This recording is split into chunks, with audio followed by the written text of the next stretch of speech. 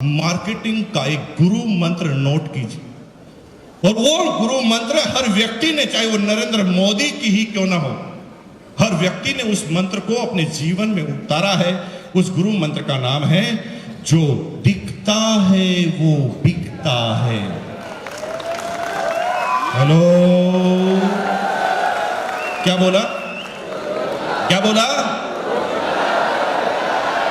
जो दिखता है वो बिकता है, लेकिन बिकता उसका है जो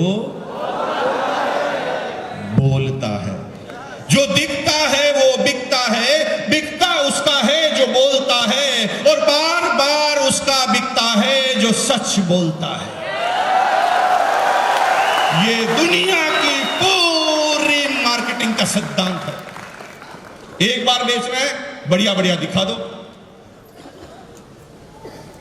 और बार बार बेचना है तो सच बोलना पड़ेगा। अगर सच नहीं बोलोगे काम नहीं होगा।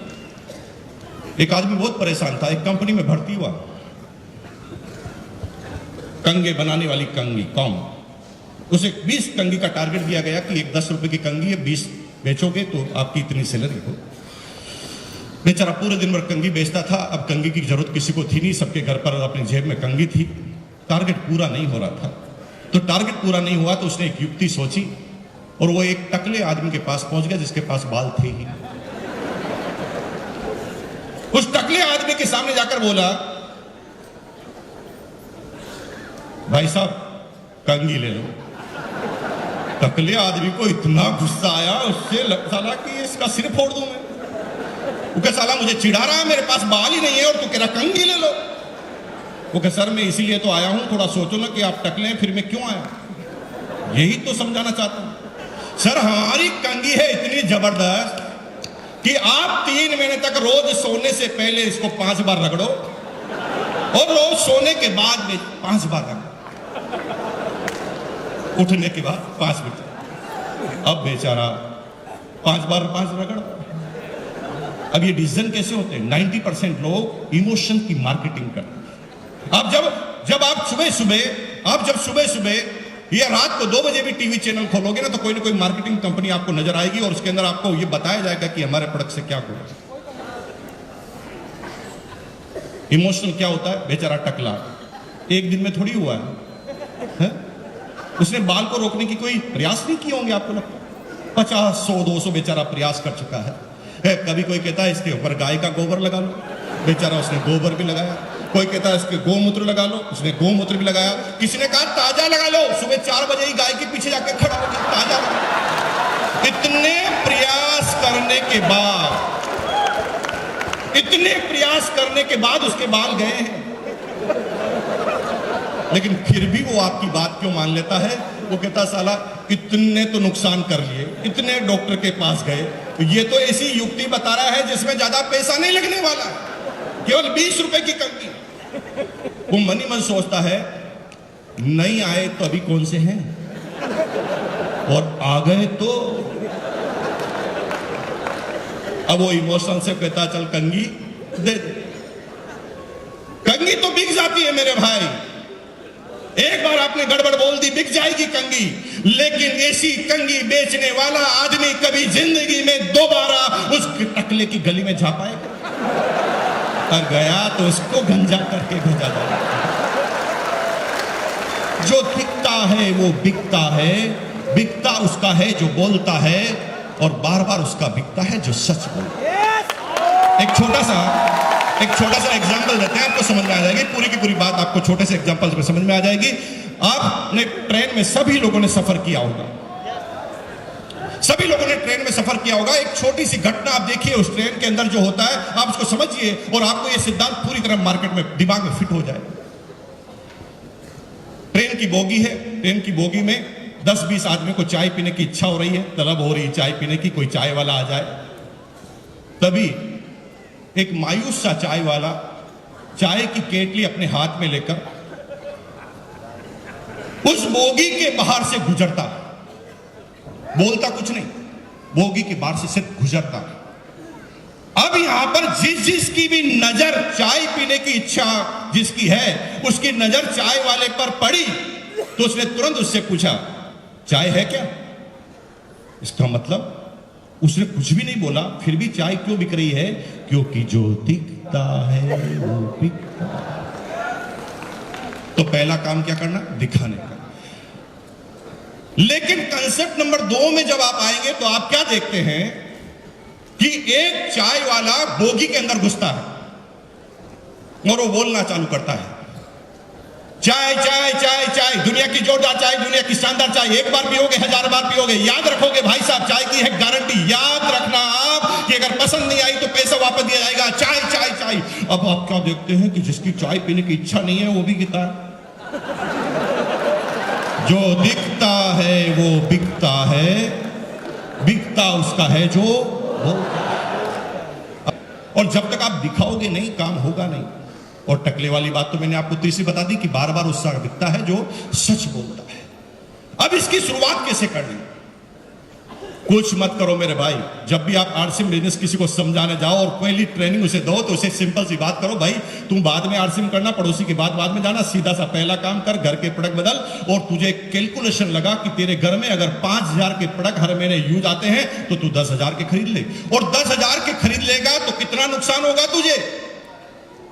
कितना नुकसान होगा? 1 रुपए का नहीं होगा। इस महीने जो यूज नहीं आ रहे वो अगले महीने यूज आ जाएंगे। हेलो, नुकसान तो कुछ हुआ नहीं। तू क्या कर, 10,000 का प्रोडक्ट एक साथ ले ले और एक अपने घर में जिस ड्राइंग रूम में आप घुसते हो उस दीवार को, सामने वाली दीवार पर जो भी सबसे पहली नजर पड़ती है उस दीवार पर तुम इन सारे प्रोडक्ट को सजा दो। सिर्फ सजाने से ये पूरे 3 सिद्धांत काम होंगे।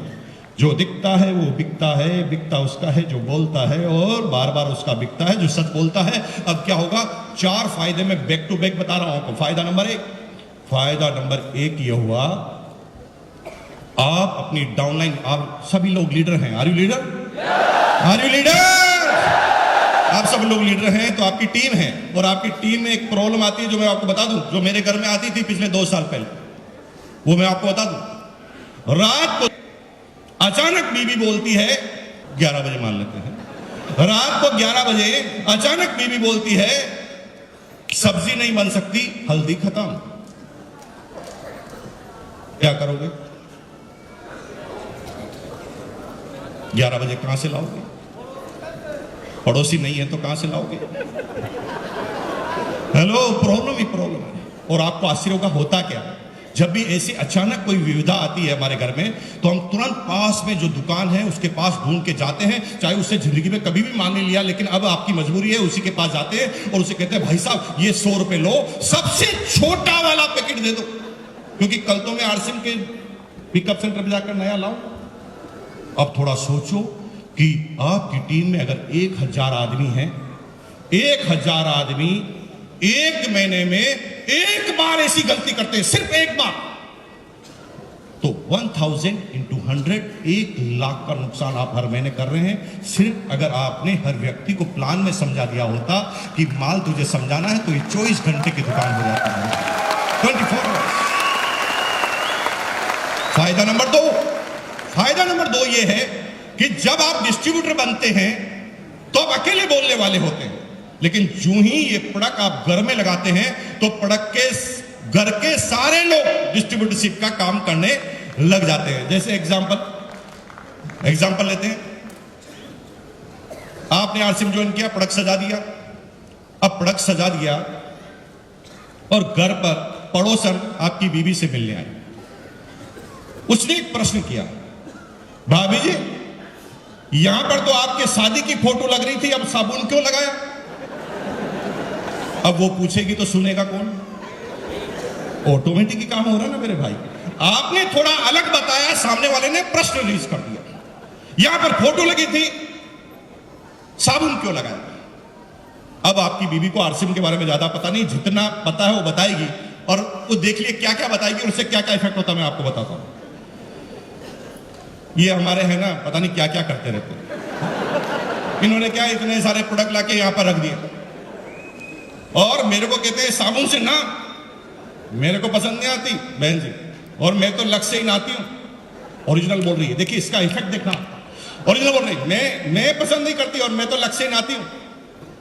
और मुझे कहा था कि ये डिओड्रेंट लगाओ, मैं नहीं लगाती।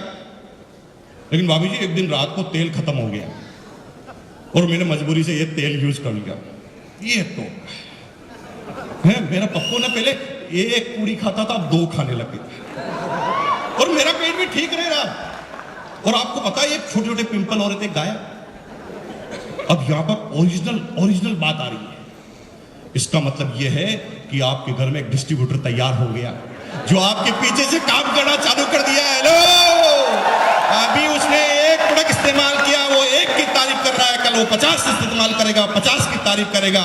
जो दिखता है वो बिकता है, बिकता उसका है जो बोलता है, और बार बार उसका बिकता है जो। फायदा नंबर 3 ये हुआ कि आपका बच्चा और पड़ोसी का बच्चा 7 साल का, एक राजू एक पिंटू, दोनों उछलते उछलते खेलते खेलते घर में आए और सीधा उस प्रोडक्ट वॉल के सामने जाके खड़े हो गए।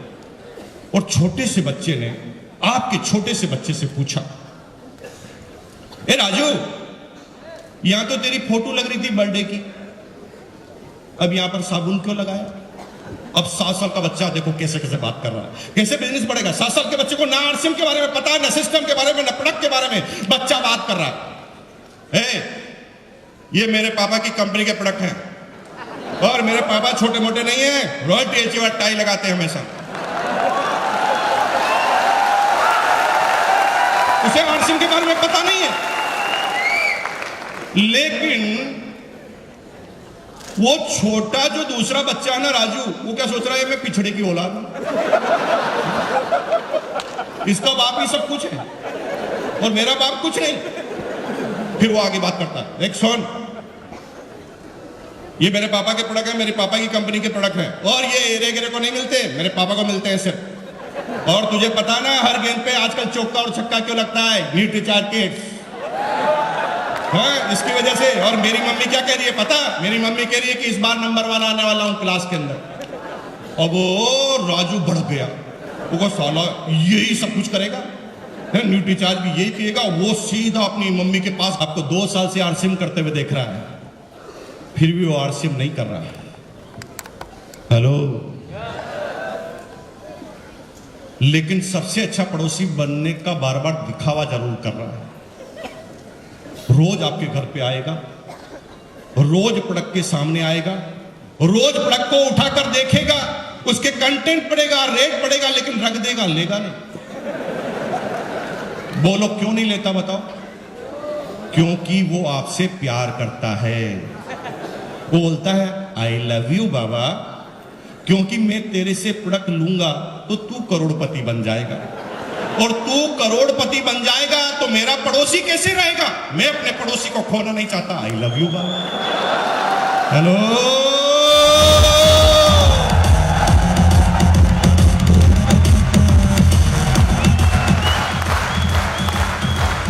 वो आपसे प्रोडक्ट नहीं लेता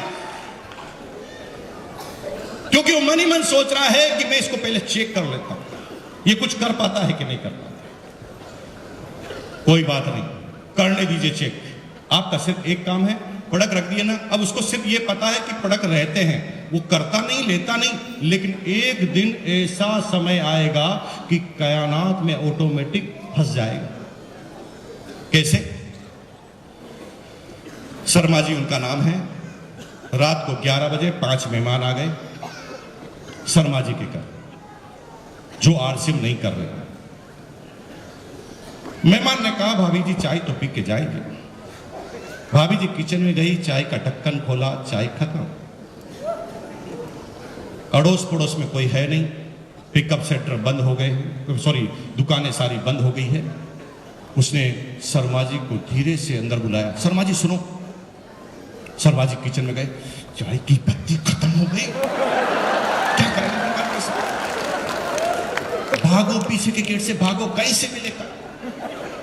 अब शर्मा जी बाहर आकर सोच रहे हैं कहां जाऊं, 11 बजे कहां से चाय की पत्ती लाऊं? तभी याद आता वर्मा जी, जो दिखता है वो बिकता है।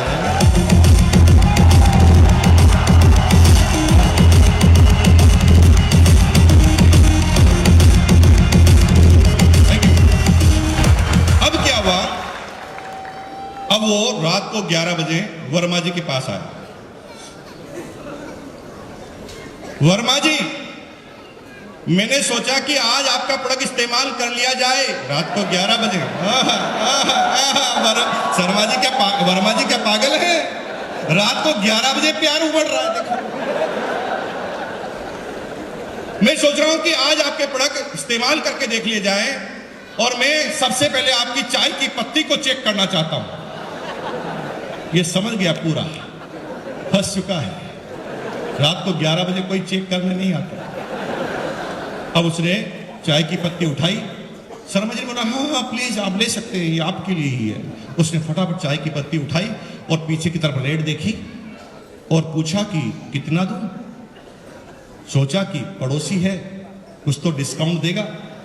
तभी तुरंत शर्मा जी बोल गए, नहीं नहीं नहीं, ज्यादा देने की जरूरत नहीं, जो लिखा हुआ उतना, ज्यादा नहीं, जो लिखा हुआ उतना। मजबूरी में चाय की पत्ती ले ली गई। यहां पर हो गई आपकी सेल।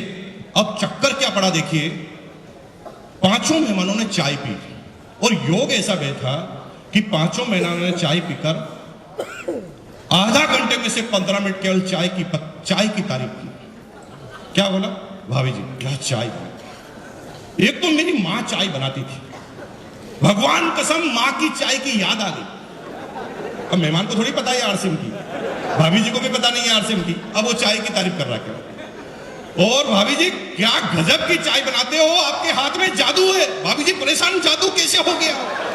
हाथ हो के वो ये चाय वैसी कैसे बनाते हो, उसने क्या गजब हो गया? तभी अचानक क्लिक हुआ, और यार वो आज चाय की पत्ती का पैकेट का कलर चेंज था। वो तुरंत किचन में दौड़ी और किचन में देखा, ये तो लाल कलर का पैकेट है, जो हमेशा आता वैसा नहीं है। उसे पता चल गया कि मेरे भाई ये जादू हाथ का नहीं है, चाय की पत्ती का है। अब रात को 11:30 बजे एक फरमान जारी हो रहा है घर में। देखिए कैसे फरमान जारी हो रहा है।